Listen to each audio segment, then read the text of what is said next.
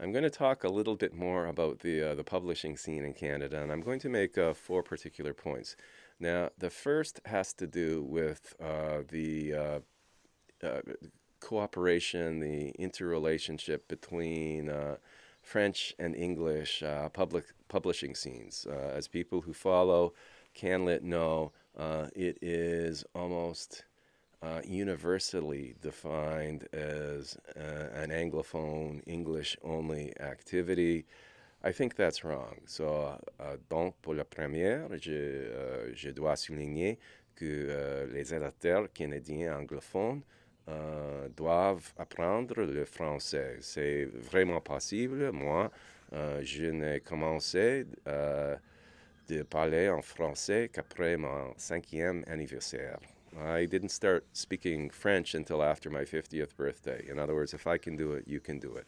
The second thing that I think is very important is that for the past 9 years, book sales in Canada have averaged around 5% of all the books sold within Canadian borders. In other words, of the total number of books sold, 5% were published by Canadian-owned publishing houses. This is the Anglophone publishing houses.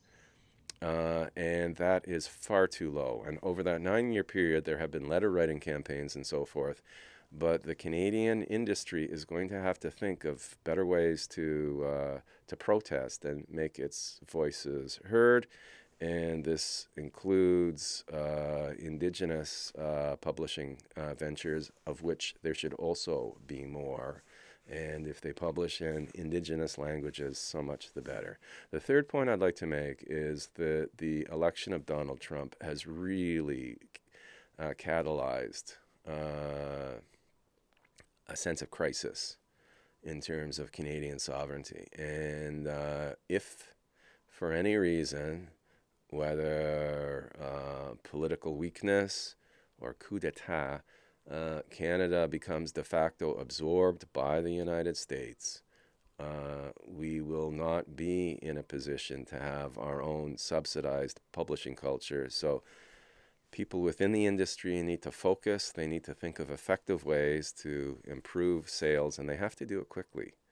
The clock is ticking. And then the fourth point that I'd like to make, which is somewhat similar to the third in terms of putting a time frame on the necessity to act, is the advent of AI. That is going to have a huge impact on the publishing industry, mark my words.